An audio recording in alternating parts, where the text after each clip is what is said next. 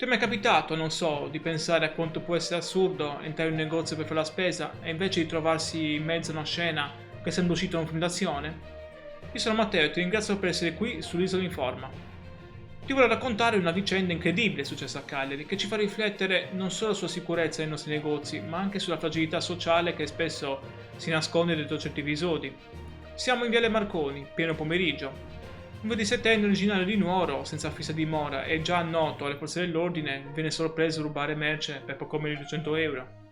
A fermarlo è il responsabile sicurezza, un uomo di 62 anni, calaritano, che fa semplicemente il suo lavoro.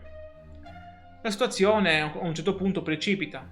L'aggressore è spinto nel vigilante, poi afferra un estintore e non solo lo brandisce, ma lo attiva scaricando la polvere bianca contro l'uomo per guadagnarsi la fuga.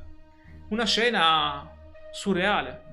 Il corridoio del negozio riempito dalla nuvola soffocante dell'estintore, i clienti che si spaventano e cercano di scansarsi, il vigilante che cerca di resistere. Ed è qui che arriva il colpo di scena. Proprio in quel momento i carabinieri della stazione di Villanova fanno irruzione. Lo trovano mentre ancora sta spruzzando l'estintore contro la guardia. Riescono a bloccarlo, metterlo in sicurezza e evitare conseguenze ben più gravi. Pensa se non fosse arrivato in quell'istante.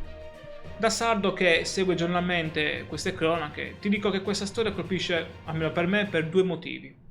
Da un lato la prontezza delle forze dell'ordine, che hanno evitato un disastro. Dall'altro la fotografia amara di un giovane che, tra disoccupazione e precarietà, finisce in una spirale di violenza che mette in pericolo gli altri. Alla fine il 27enne è stato arrestato con l'accusa di rapina impropria e trattenuto in attesa di processo. Ma resta, se ci pensi, un'immagine forte. Un estintore, pensato per spegnere incendi, è invece usato come arma dentro un supermercato affollato. E infine ti chiedo, questo episodio ci parla solo di criminalità, oppure è anche il segnale di un disagio sociale che stiamo sottovalutando?